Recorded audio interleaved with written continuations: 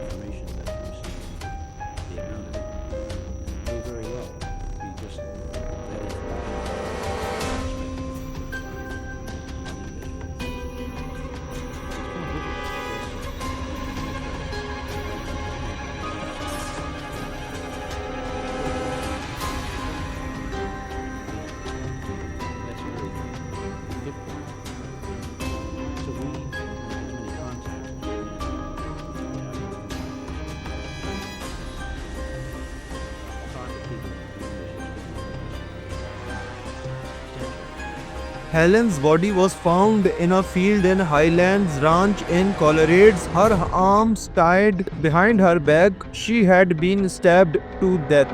Investigators were able to collect and recover the DNA samples from the scene, but since the technology was not that advanced, they were unable to carry out analysis. The case quickly grew cold despite the profile being developed and uploaded to the criminal database years later in 1998. And then in 2017, the case was reopened and the detectives started matching the samples, the preserved samples from 1980 crime scene, and that DNA from 1980 crime scene were matched with a DNA sample of James Curtis Clanton from Florida. He was a truck driver, and then he admitted that he abducted Helene at knife point. He had then bound her hands and drawn her to the field.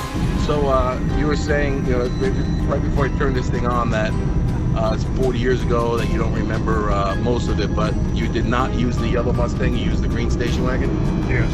Okay, and then when you stabbed her in the field and left her there, did you pose her body at all? Did you lay her the way she was laying, or did you okay, so you just stabbed her and walked away? Yes. Okay. Did and you said she never cried, she was nice to you the whole time? Yes. When you stabbed her, did she ask you why, or did she just... I don't think she expected me to, because I told her to get down on her knees, and then I told her, I said, don't get up until you know I'm gone. And that's when everything else went totally differently. Okay. And now you just said that you think you threw the knife in the field, but you're not sure. I wouldn't swear to it. Okay. Do you have any idea where the knife could be if you did not throw it in the field? Could it be in your trailer still? Could it be in No, it ain't up here. Okay, There's nothing up here from that time. Okay. And I was kind of asking you a little bit about it. You said you didn't do any other ones. 10 minutes prior, there was a attempted sexual assault right up the street. And they said the person had a green hoodie. Did you try to take somebody else and they got away from you?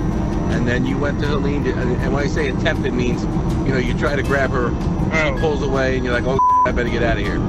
I passed a girl on the sidewalk, but I didn't try to get her. Okay. What She was watching me from there. but I didn't assault her in any way. She just passed me and I passed her. So did you have it intended in your mind that you wanted to that you were going to take somebody that night for sex? So you had your mind set that someone's coming with me tonight. Yes. Okay. So when you first grabbed Helene, was it right when she stepped off the bus? Was it when she was walking down the street? She probably walked down the sidewalk half a block, maybe a block. She was walking down the sidewalk. Where were you? Were you behind her, in front of her? I think I went up to the next block, turned left, parked beside the street. Okay. And then, so when you came up behind her, you just put your arm around. Did you put your arm around her shoulder? Or did you put your arm around her? Around her waist, and I had the knife palmed in my hand and pointing toward her. Okay. What kind of knife was it? Was it a pocket knife, buck knife? It was kind of like a hunting knife. You know how long it was? The blade was probably 5 or 6 inches. Okay. And did you have that just for the rape, or was that something that you just normally had on you? I didn't normally ever carry a knife. I think this knife was in Daryl's garage, and I picked it up and took it with me. Specifically for this? Yes. Why did you go to Englewood to do this? Why didn't you do it in Douglas County by where you live? Why did you go to Englewood? I was on my way home from my parole officer. Okay, hang on. Let's hang on until we take off because it just got a little loud.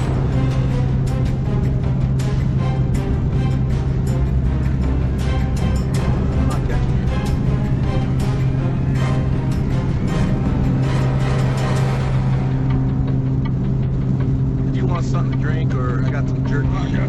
Yep, I got some beef jerky. I got some almonds. Just let us know. We'll feed you the best we can. At least stop for gas. If you're hungry, we'll get you some more food.